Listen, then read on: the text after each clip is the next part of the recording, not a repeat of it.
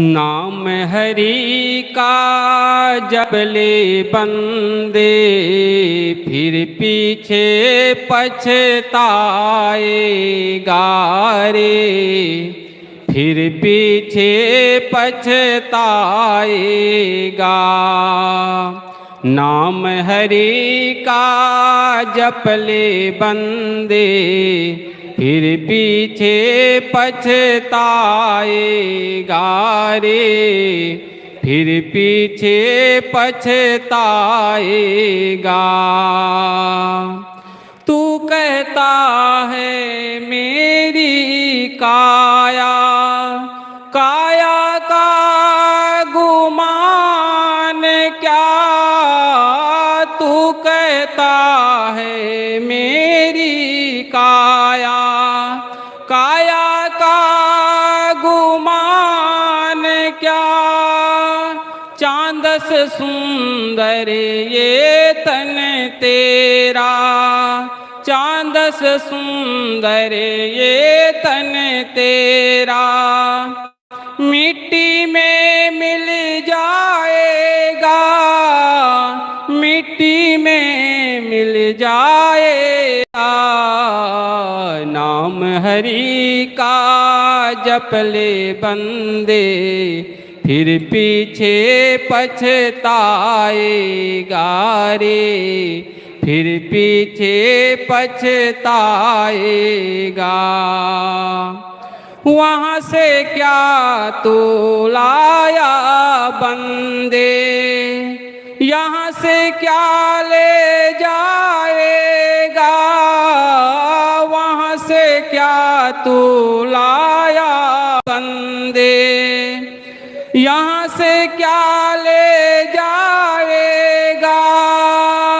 मुट्ठी बांध के आया जग में, मुट्ठी बांध के आया जग में। हाथ पसारे जाएगा, हाथ पसारे जाएगा। नाम हरि का जप ले बंदे फिर पीछे पछताएगा रे, फिर पीछे पछताएगा। बालापन में केला खाया, आई जवानी मस्त रहा। बालापन में खेला खाया, आई जवानी मस्त रहा। बूढ़ापन में रोग सताया, बूढ़ापन में रोग सताया। खाट पड़ा पछताएगा, खाट पड़ा पछताएगा। नाम हरि का जप ले बंदे फिर पीछे पछताएगा रे, फिर पीछे पछताएगा। जपना है तो जप ले बंदे, आखिर तू मिट जाएगा। जपना है तो जप ले बंदे, आखिर तू मिट जाएगा। कहत कबीर सुनो भाई साधो, कहत कबीर सुनो भाई साधो। करनी का फल पाएगा, करनी का फल पाएगा। नाम हरि का जप ले बंदे फिर पीछे पछताएगा रे, फिर पीछे पछताएगा। नाम हरि का जप ले बंदे फिर पीछे पछताएगा रे, फिर पीछे पछताएगा रे, फिर पीछे पछताएगा। बोलिए सद्गुरु देव की जय। सद्गुरु कबीर साहब ने कहा है अपने बीजक ग्रंथ की एक में, उसकी एक पंक्ति है। सद्गुरु कबीर ने कहा है, करहु विचार तो सब दुख जाई। सद्गुरु कहते हैं कि विचार करने पर हमारा जो माना हुआ दुख है, चाहे वह शारीरिक दुख हो चाहे वह मानसिक दुख हो, दोनों समाप्त हो जाते हैं। साहब कहते हैं कि करहु विचार तो सब दुख जाई। सद्गुरु कबीर साहब मनुष्य मात्र से बात करते हैं, क्योंकि मनुष्य में ही वो शक्ति है, मनुष्य में ही वो समझने की शक्ति है, विचार करने की शक्ति है, उसमें मनन करने की शक्ति है। अन्य मानवेतर खानियों में ये शक्ति तो है लेकिन सीमित है, केवल भोग करने के लिए है, भोग भूमिका है, उसमें विचार करने की शक्ति नहीं है, विवेक करने की शक्ति नहीं है। उसका जीवन यापन जितना चल सके उतनी सीमित शक्ति है। लेकिन मनुष्य में दो महाशक्ति है जो हम सबको अन्य जीवों से श्रेष्ठ बनाता है, और वो शक्ति है, एक है विवेक करने की शक्ति है और विचार करने की शक्ति है, मनन करने की शक्ति है। इन शक्तियों के माध्यम से आदमी अपने आप को श्रेष्ठ बना सकता है, अपने स्तर को ऊंचा उठा सकता है। आइए देखते हैं जिन महापुरुषों को हम याद करते हैं, जिन महापुरुषों का हम श्रद्धा से नमन करते हैं, वो भी हमारे ही समान मनुष्य ही थे, मानव ही थे, लेकिन उन महापुरुषों ने अपनी शक्तियों को पहचाना, साधा, संयम, सेवा, स्वाध्याय और इन माध्यमों से वह अपने आप को ऊंचा उठाया। आज हम महापुरुषों को याद करते हैं, भगवान की दर्जा देते हैं। क्यों देते हैं? क्योंकि उन लोगों ने, उन महापुरुषों ने अपनी शक्तियों को पहचान करके, अपने आप को साध करके समाज को एक नई दिशा दी, नई रास्ता बताए। इसलिए सद्गुरु ये सूत्र दे रहे हैं कि करहु विचार तो सब दुख जाई। हमारे पास विचार करने की के दो माध्यम हैं। एक तो आदमी सही सोच सकता है, सकारात्मक रूप से सोच सकता है, और दूसरे प्रकार के आदमी है वो नकारात्मक सोच सकता है। आदमी सकारात्मक सोच करके धनाभाव या जो कठिन का जो जीवन जीता है, कठिनता का जो जीवन जीता है, अगर उनके पास सकारात्मक विचार है, सकारात्मक शक्ति है, तो वह थोड़ी वस्तुओं में ही, कम पदार्थों में ही अपने आप को सुखी बना सकता है। और एक ऐसा भी आदमी है, उसके पास भौतिक सुख सुविधा पर्याप्त है, किसी चीज की कोई कमी नहीं है, परिवार के लोग भी अनुकूल है, बड़े अच्छे पोस्ट पर है, अच्छे पोस्ट पर नहीं है तो उसके पास पर्याप्त धन है, अनेक नौकर चाकर है, एक आदेश करने पर उसके पास सारे सुख सुविधा के साधन उपलब्ध हो सकता है, लेकिन आदमी को दुखी देखा जाता है। धन की कमी नहीं है, परिवार की कमी नहीं है, पद की कमी नहीं है, लेकिन उसके विचारों में अंतर है। उसका विचार वो सकारात्मक सोच नहीं पाता है, इस कारण से दुखी बना रहता है। वहीं एक मजदूर है, मजदूरी करके ही अपने जीवन यापन करता है, परिवार का पालन पोषण करता है, लेकिन झुग्गी झोपड़ी में भी रहने वाले लोगों को खुशी और प्रसन्नता से देखा जाता है, और एक ऊंचे इमारत में रहने वाले, महल में रहने वाले आदमी को, परिवार वालों को दुखी देखा जाता है। अंतर क्या है? केवल सोच के कारण, विचार के कारण। सदगुरु यही हम सबको एक बता रहे हैं कि करहु विचार तो सब दुख जाई। खासकर है आदमी किस दुख से ज़्यादा दुखी है? मानसिक दुख से ज़्यादा दुखी है।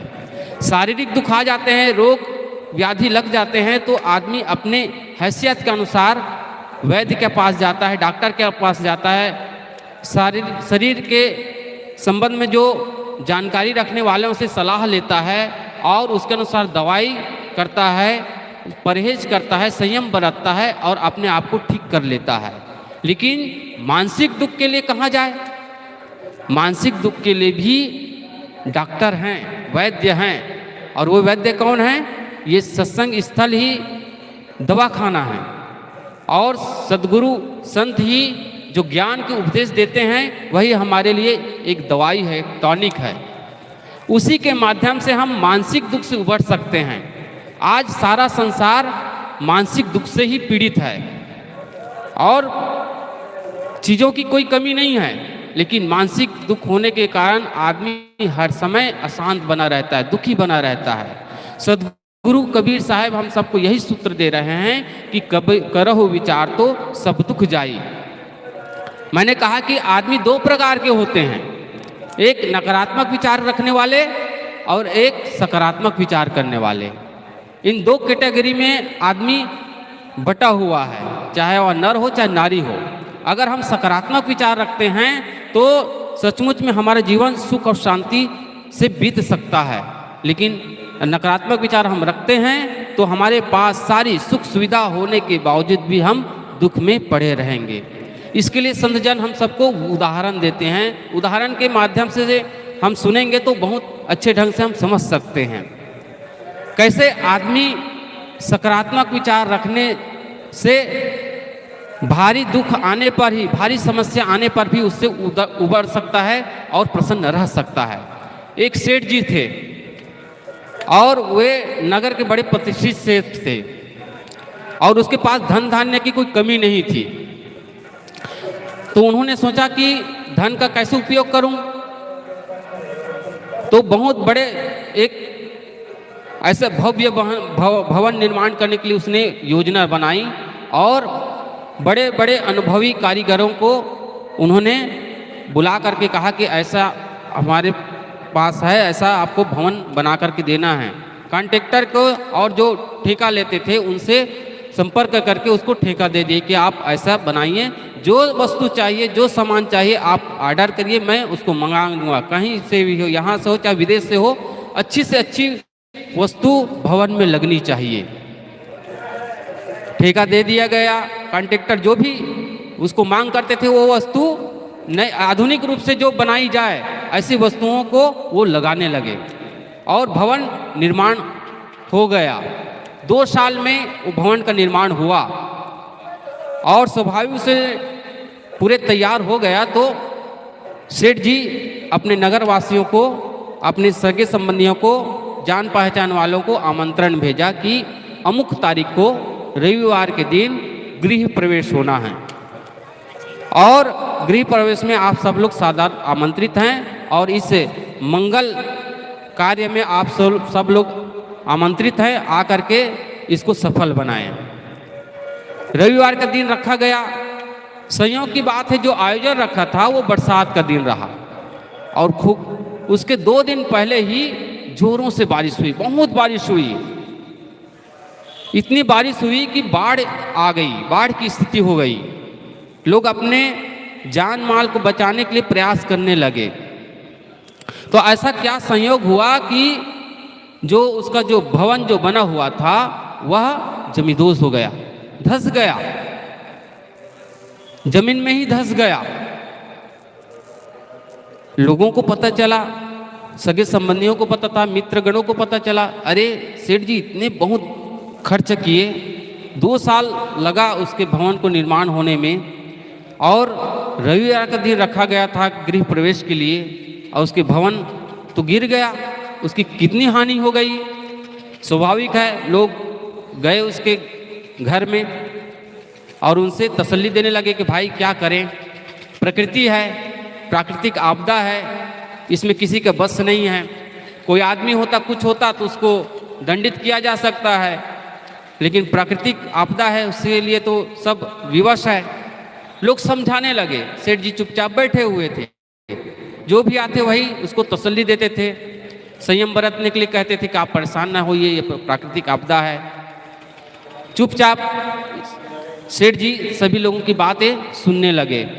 और ऐसे ही बाजार में ही उसका बिल्डिंग बना हुआ था, बगल में ही मिठाई की दुकान थी।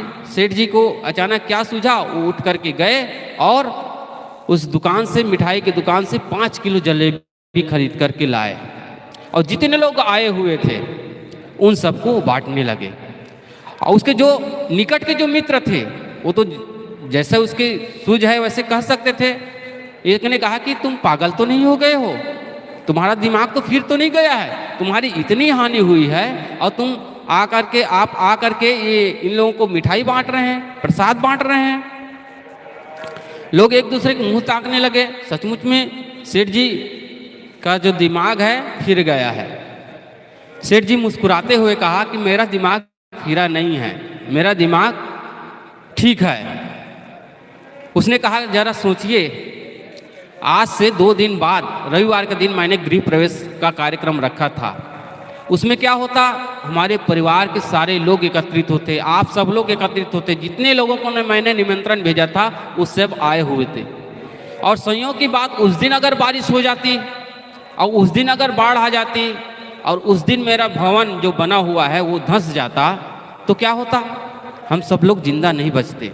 कम से कम हम सब लोग तो जिंदा हैं, मेरा भवन ही तो नष्ट हुआ है, मेरा भवन ही तो जमींदोज हुआ है। मेरा जीवन रहेगा तो मैं फिर से भवन निर्माण कर सकता हूँ, भवन तैयार कर सकता हूँ, मेरे पास धन संपत्ति है, उसका मैं निर्माण कर सकता हूँ। लेकिन अगर जीवन चला गया तो उसको मैं दोबारा प्राप्त नहीं कर सकता हूँ। देखिए, उसके पास दुखी होने के पूरे साधन थे, इतने खर्च करके वो भवन तैयार किए थे और वो भवन जमींदोज हो गया। लेकिन अपनी सोच को उसने सकारात्मक रखा, आगे की सोचा और वो दुखी ना होकर को खुशी मनाने लगा। ये है इस प्रकार के ऐसा आदमी है जो समस्या को भी वो समस्या के रूप में नहीं देखता है, बल्कि उसका समाधान ढूंढ लेता है। और ऐसे और मौसम ना व्यापार करते थे।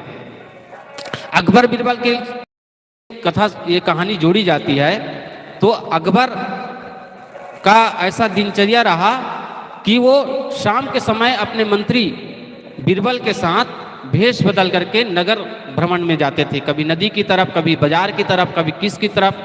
तो एक दिन क्या हुआ कि वो बाजार की तरफ गए। चलो, बीरबल छिप करके वो सुनना चाहते थे, ऐसे ही गए बाजार की ओर। तो सारे बाजार का माहौल, सब लोग लेन देन कर रहे थे। एक व्यक्ति था जो मौसम के अनुसार वो अपना व्यापार करते। ठंड का मौसम होने की वजह से वो अपनी सारी संपत्ति लगा करके, आदमी कुछ चिंतित है, परेशान है।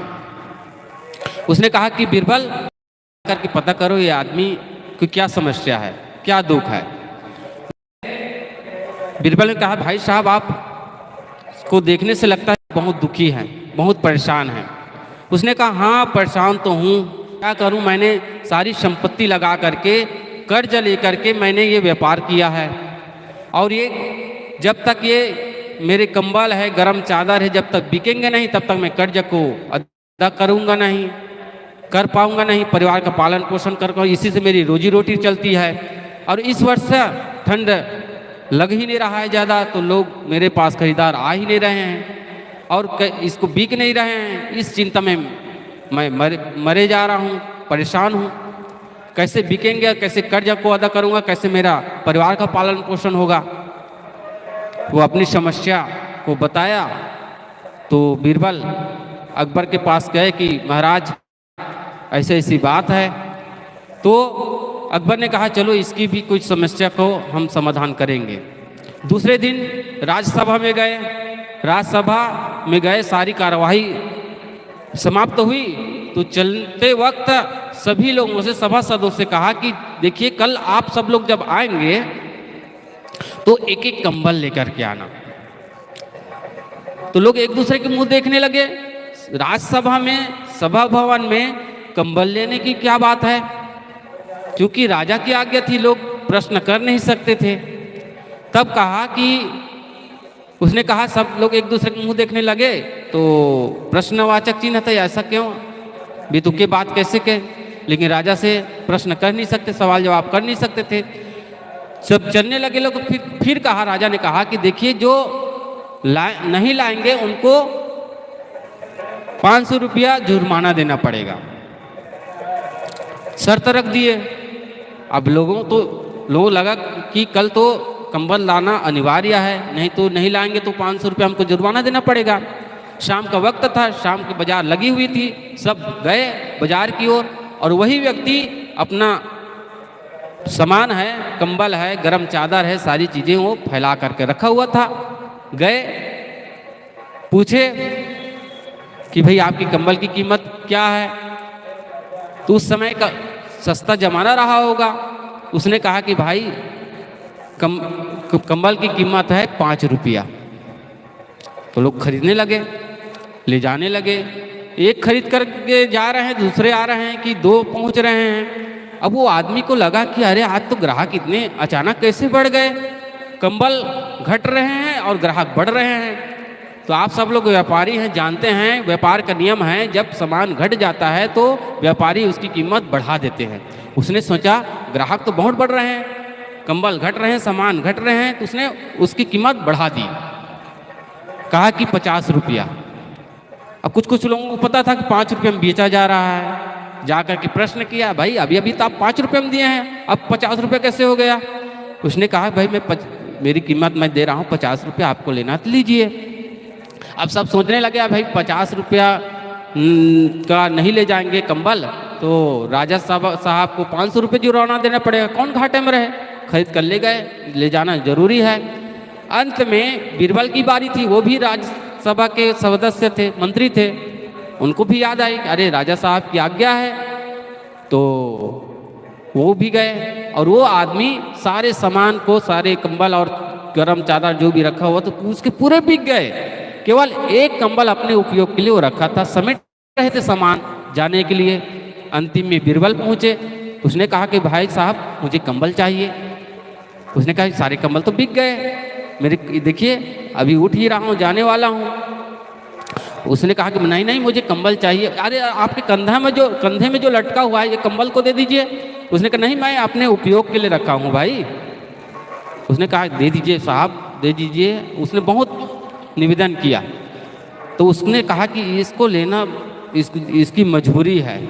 और फिर उसने दिमाग लगाया, देखिए आप लेना ही चाह रहे हैं, मैं बेचना नहीं चाह रहा हूँ। अगर लेना ही चाह रहे हैं तो इसकी कीमत 250 रुपये लगाऊंगा, 250 रुपये दीजिए और ले जाइए। बीरबल ने कहा कि अभी तो आप 5 रुपया, अब 50 रुपये में बेचे हैं, आप 250 रुपये मेरे लिए। देखिए आप ज़्यादा जिद कर रहे हैं, आप ले जाना चाह रहे हैं, मैं तो नहीं बेचना चाह रहा हूँ। आपको ले जाना है तो ले जाइए 250 रुपया में।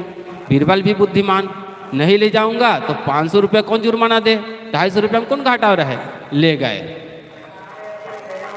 और अब अकबर के मन में ये उत्साह है, ये कुतूहल है कि आज तो व्यापारी बहुत प्रसन्न हुआ होगा कि मैंने गुप्त रूप में उसके सारे सामान बिकवा दिए। प्रकट होकर के नहीं, मतलब गुप्त होकर के मैंने उसके सारे सामान बिकवा दिए। अब आज वो बहुत प्रसन्न हुआ। बीरबल से कहते हैं कि बीरबल आज तो व्यापारी बहुत खुश हुआ होगा। बीरबल हाँ खुश तो हुआ होगा, लेकिन मनुष्य का मन तो है। चलो चल करके देखते हैं। गए बाजार की ओर। वो आदमी समेटे हुए थे और जहाँ बैठे थे वहीं बस अपने हाथ को सिर पर रख करके चिंता की मुद्रा में कुछ सोच रहे थे। दूर से ही अकबर देखते हैं कि अरे अब क्या हुआ, इसको तो मैं तो सोच रहा था बहुत प्रसन्न होगा, ये तो दुखी मुद्रा में दिख रहा है।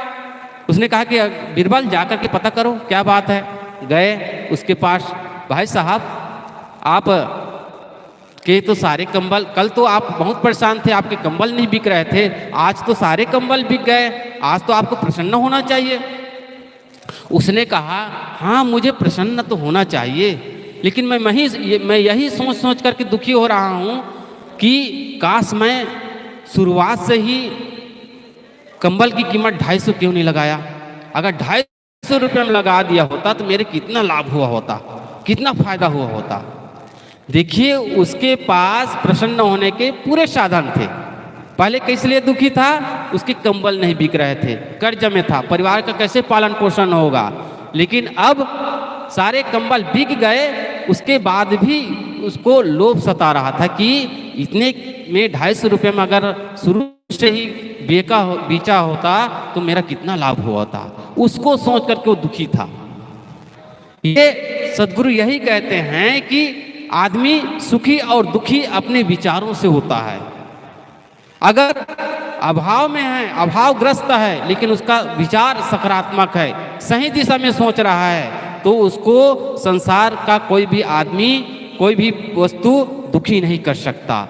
लेकिन अगर नकारात्मक विचार रख रहा है, उसके पास सारे भौतिक सुख सुविधा होने के बावजूद भी वह दुखी का दुखी बना रहेगा। इसलिए सद्गुरु कबीर का हम महासूत्र याद करें, करहु विचार तो सब दुख जाई।